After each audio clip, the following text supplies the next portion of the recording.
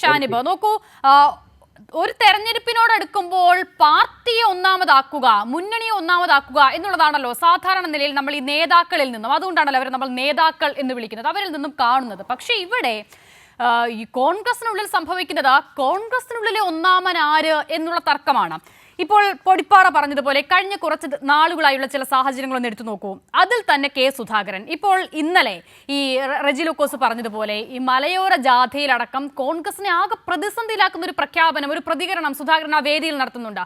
ഷാനിബ് ശ്രദ്ധിച്ചു കാണുമല്ലോ, ഈ വന്യജീവി ആക്രമണങ്ങളുമായി ബന്ധപ്പെട്ട് അത് തടയാൻ ശ്രമിച്ചു കോൺഗ്രസ് സർക്കാർ, പക്ഷെ അത് കഴിയില്ല എന്ന് മനസ്സിലായപ്പോൾ ഞങ്ങൾ ആ പണി അങ്ങ് നിർത്തി എന്നൊക്കെയാണ് അദ്ദേഹം പറയുന്നത്. അപ്പോൾ ഇങ്ങനെ വാവിട്ട വാക്കുകൾ നിരന്തരം പറയുന്നുണ്ട്. അത് പാർട്ടിയെ പ്രതിരോധത്തിലാക്കുന്നുണ്ട്, മുന്നണിയെ പ്രതിരോധത്തിലാക്കുന്നുണ്ട്, പ്രത്യേകിച്ചും ഒരു തെരഞ്ഞെടുപ്പിലേക്ക് പോകുന്ന ഘട്ടത്തിൽ കൂടി. പക്ഷേ എന്നിട്ടും ഈ സാഹചര്യങ്ങളൊക്കെ അനുകൂലമാക്കാനാണ് വി ഡി സതീശൻ ശ്രമിച്ചത്. അതുണ്ടാകുന്നില്ല. അതെന്തുകൊണ്ടാകും ഷാനിബ്?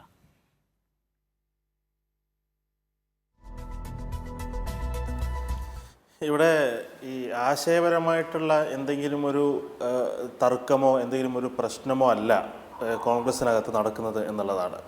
ഇപ്പോൾ നേരത്തെ സൂചിപ്പിച്ച ഈ മലയോര ജാഥയുമായി ബന്ധപ്പെട്ട വേദിയിൽ കെ സുധാകരൻ പ്രസംഗിച്ചതാണെങ്കിലും, അതേസമയം അവിടെ വി ഡി സതീശൻ ഉദ്ഘാടനം ചെയ്യുന്ന അതേ സമയത്ത് രമേശ് ചെന്നിത്തല പാലക്കാട് സമരവുമായി ബന്ധപ്പെട്ട പ്രഖ്യാപനം നടത്തിയതാണെങ്കിലും, ഇതെല്ലാം ഏതെങ്കിലും ഒരു ആശയപരമായ മുന്നേറ്റത്തിൻ്റെ ഭാഗമായി അത്തരത്തിലൊരു തർക്കമല്ല. അത്തരത്തിലുള്ള കാര്യങ്ങളിൽ ഏത് നിലപാട് സ്വീകരിക്കണം എന്ന കാര്യവുമായി ബന്ധപ്പെട്ട തർക്കമല്ല കോൺഗ്രസ് നടക്കുന്നത്. കോൺഗ്രസിൽ മൂപ്പിളമ തർക്കം ആണ് ഇപ്പോൾ നടന്നുകൊണ്ടിരിക്കുന്നത്. ആരാണ് മുന്നിൽ, ആരാണ് മൂത്തത് എന്ന തർക്കം ഇപ്പോൾ കോൺഗ്രസിൽ, ഇപ്പോൾ എന്നല്ല കോൺഗ്രസിൽ കുറേ കാലമായിട്ട് അത്തരത്തിൽ തർക്കങ്ങൾ ഉണ്ടാകാറുണ്ട്. പക്ഷെ അത്തരത്തിൽ തർക്കങ്ങൾ ഉണ്ടാകുമ്പോൾ അതിനൊക്കെ ഒരു ഘട്ടത്തിൽ, ഒരു തെരഞ്ഞെടുപ്പിന് മുമ്പിൽ അല്ലെങ്കിൽ പാർട്ടിയെ ഇത് കാര്യമായി ബാധിക്കുന്നു എന്ന അവസ്ഥ വരുമ്പോൾ അതിൽ ഇടപെടാൻ കഴിയുന്ന, മറ്റുള്ളവർക്ക് അനുസരിക്കാൻ തോന്നുന്ന നേതാക്കൾ പിന്നെ കോൺഗ്രസ്സിൽ ഒരു കാലത്തുണ്ടായിരുന്നു. എന്നാൽ ഇപ്പോൾ ആർക്കും അനുസരിക്കാൻ കഴിയുന്ന നേതാക്കൾ ആ പാർട്ടിയിലില്ല എന്നുള്ളതാണ്. ഒരു എല്ലാവരെയും കൂട്ടിച്ചേർത്ത് ഒരുമിപ്പിച്ച് കൊണ്ടുപോകാൻ ഉത്തരവാദിത്തപ്പെട്ട പ്രതിപക്ഷ നേതാവും അതുപോലെ തന്നെ സംഘടനാ സംവിധാനം ശക്തിപ്പെടുത്തി എല്ലാവരെയും ഒരുമിച്ച് കൊണ്ടുപോകേണ്ട KPCC പ്രസിഡന്റും അവർ തമ്മിൽ തന്നെ ഇത്തരത്തിലുള്ള മൂപ്പിളമ തർക്കം നടന്നുകൊണ്ടിരിക്കുകയാണ്. ആരാണ് ഒരു പത്രസമ്മേളനത്തിനെത്തിയാൽ ആരാണ് ആദ്യം സംസാരിക്കേണ്ടതെന്ന കാര്യത്തിൽ ഇപ്പോഴും അവർ തർക്കിച്ചുകൊണ്ടിരിക്കുകയാണ്.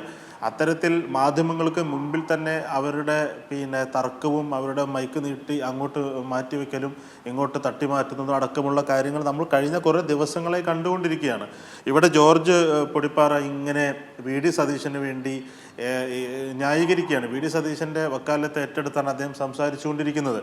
അതുകൊണ്ടാണല്ലോ അദ്ദേഹം KPCC പ്രസിഡന്റുമായി ബന്ധപ്പെട്ട പല ആരോപണങ്ങളും ആരെങ്കിലും ഉന്നയിക്കാൻ പറഞ്ഞാൽ തന്നെ അത് ഉന്നയിക്കണം എന്ന തരത്തിൽ അദ്ദേഹം അതൊക്കെ ചൂണ്ടിക്കാണിക്കുന്നത്. പറഞ്ഞോളൂ ഷാനിബ്, പറഞ്ഞോളൂ. കേട്ടില്ല. അദ്ദേഹം ഒരു എതിരഭിപ്രായം പറഞ്ഞതാണ്, ഞാൻ അദ്ദേഹത്തോട് ചോദിക്കാം. ഷാനിബിന്റെ അവസരം. അപ്പൊ ഇങ്ങനെ ശരി. അപ്പോൾ ഇങ്ങനെ ഞാൻ ചോദിക്കുന്നത്, ഇപ്പോൾ ജോർജ് പൊടിപ്പാറക്ക് അറിയുമെങ്കിൽ അദ്ദേഹം പറഞ്ഞു തരണം. അദ്ദേഹം ഇപ്പോൾ കോൺഗ്രസിൻ്റെ മുഴുവൻ സംഘടനാ കാര്യങ്ങൾ അദ്ദേഹത്തിന് അറിയില്ലെങ്കിലും അദ്ദേഹത്തിന് അറിയുന്ന ആളുകളോട് ചോദിച്ച് മറുപടി പറയാൻ ഒരു സമയം കൂടെ കൊടുത്തുകൊണ്ട് ഞാൻ ചോദിക്കുകയാണ്. KPCC എന്ന് പറയുന്ന സംവിധാനത്തിൻ്റെ സ്ട്രക്ചർ എന്താണിപ്പോൾ? എത്ര KPCC ഭാരവാഹികളുണ്ട്? എത്ര KPCC സെക്രട്ടറിമാരുണ്ട്, ജനറൽ സെക്രട്ടറിമാരുണ്ട്, KPCC വൈസ് പ്രസിഡന്റുമാരുണ്ട്? ഈ വൈസ് പ്രസിഡന്റ്, വർക്കിംഗ് പ്രസിഡന്റ് എന്നൊക്കെ പറയുന്ന സംവിധാനം എന്നാണ് കോൺഗ്രസിനകത്ത് KPCCക്കകത്ത് ഉണ്ടായി തുടങ്ങിയത്? എന്തുകൊണ്ടാണ് ഇവിടെ രാഷ്ട്രീയകാര്യ സമിതി ഉണ്ടാക്കിയത്? രാഷ്ട്രീയകാര്യ സമിതിയും ഈ കോൺഗ്രസിൻ്റെ ഭരണഘടനയും തമ്മിൽ എന്ത് ബന്ധമാണുള്ളത്? കോൺഗ്രസിൻ്റെ ഭരണഘടനയിൽ രാഷ്ട്രീയകാര്യ സമിതി എന്ന് പറയുന്ന ഒരു സംവിധാനം തന്നെയില്ല. പക്ഷെ എന്തുകൊണ്ടാണ് അങ്ങനെ ഉണ്ടാക്കേണ്ടി വന്നത്? KPCC യോഗം വിളിക്കണമെങ്കിൽ ഇവിടുത്തെ ഏതെങ്കിലും ഒരു ഓഡിറ്റോറിയം ബുക്ക് ചെയ്യേണ്ടി വരുമെന്ന അവസ്ഥയിൽ ആ KPCC യോഗം ചേരാൻ കഴിയാത്ത, കോറം തികഞ്ഞ് KPCC യോഗം ചേർന്ന് ഒരു തീരുമാനമെടുക്കാൻ കഴിയാത്ത സാഹചര്യം വന്നപ്പോഴാണ് പ്രധാനപ്പെട്ട തീരുമാനങ്ങൾ എടുക്കുന്നതിന് വേണ്ടി 11 പേരടങ്ങുന്ന ഒരു രാഷ്ട്രീയകാര്യ സമിതി ഉണ്ടാക്കിയത്. ഇന്നിപ്പോൾ രാഷ്ട്രീയകാര്യ സമിതിയുടെ അവസ്ഥ എന്താണ്? 35-45 പേരടങ്ങുന്ന ഒരു രാഷ്ട്രീയകാര്യ സമിതിയായി രാഷ്ട്രീയകാര്യ സമിതി മാറിയിരിക്കുകയാണ്. അതിങ്ങനെ കൂടി അതും ഒരു ഓഡിറ്റോറിയത്തിലേക്ക് അതിൻ്റെ യോഗം മാറ്റേണ്ട സാഹചര്യത്തിലേക്ക് പോവുകയാണ്. അപ്പോൾ അങ്ങനെ വരുമ്പോൾ ഇനി രാഷ്ട്രീയകാര്യ സമിതി പ്രോ എന്ന പേരിൽ ഒരെണ്ണം കൂടി ഉണ്ടാക്കേണ്ട ഒരവസ്ഥ. ഞാൻ പറയുന്ന ഒരു സംഘടനാ കൾച്ചർ, ഒരു സംഘടനാ ബോധം, ഒരു സംഘടനാ സംസ്കാരം കോൺഗ്രസ്സിനില്ല എന്നുള്ളതാണ്. CPM അതിൻ്റെ ഓരോ സമ്മേളനങ്ങളിലൂടെ അതിൻ്റെ അഭിപ്രായ വ്യത്യാസങ്ങൾ മുഴുവൻ പരിഹരിച്ചുകൊണ്ട് സമ്മേളനങ്ങൾ നടത്തി, താഴെ തട്ടിൽ നിന്ന് സമ്മേളനങ്ങൾ നടത്തി, ബ്രാഞ്ച് സമ്മേളനങ്ങളും പിന്നെ വില്ലേജ് പിന്നെ സമ്മേളനങ്ങളും ലോക്കൽ സമ്മേളനങ്ങളും ഏരിയ സമ്മേളനങ്ങളും ജില്ലാ സമ്മേളനങ്ങളും പൂർത്തിയാക്കി സംസ്ഥാന സമ്മേളനം നടത്തി ആ പാർട്ടി അടുത്ത ഒരു 3 വർഷത്തേക്ക് ആ പാർട്ടി എങ്ങനെ മുന്നോട്ട് പോകണം എന്ന കാര്യത്തെക്കുറിച്ച് സംഘടനാ രേഖ ഉണ്ടാക്കുകയാണ്. കോൺഗ്രസ്സിന് അത്തരത്തിലൊരു സംഘടനാ ബോധവുമില്ല എന്ന് മാത്രമല്ല, ഏതെങ്കിലും ആളുകൾ മുന്നിലേക്ക് വരുമ്പോൾ അവരുടെ ഒരു കോക്കസ് ഉണ്ടാക്കാൻ ശ്രമിക്കുകയാണ്.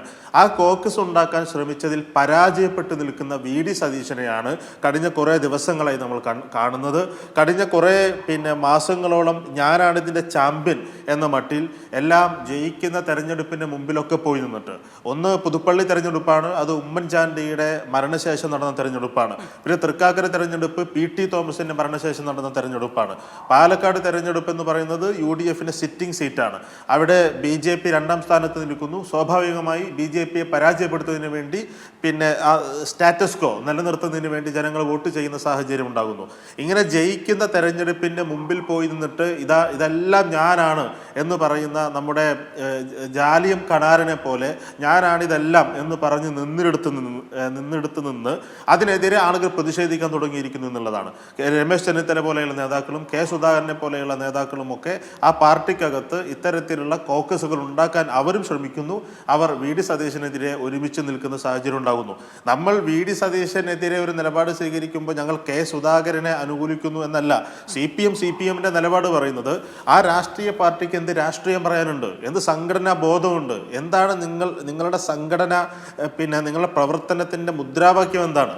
ഒരു ആശയപരമായ ഒരു മുദ്രാവാക്യമോ ഒരു സമരത്തിൻ്റെ യഥാർത്ഥ ലക്ഷ്യമോ മുന്നോട്ട് വെക്കാൻ കഴിയാതെ ആരാണ് വലുത്, ആരാണ് പ്രതിപക്ഷ നേതാവ് എന്ന് തെളിയിക്കാൻ രമേശ് ചെന്നിത്തലയും അല്ല ഞാൻ തന്നെയാണ് എന്ന് തെളിയിക്കാൻ VD സതീശനും ശ്രമിക്കുന്ന നാടകങ്ങളാണ് ഇപ്പോൾ കേരളത്തിൽ നടന്നുകൊണ്ടിരിക്കുന്നത്. ജനങ്ങൾക്ക് ഇതെല്ലാം കണ്ട് അവർ മടുത്തിരിക്കുന്നു എന്നുള്ളതാണ്.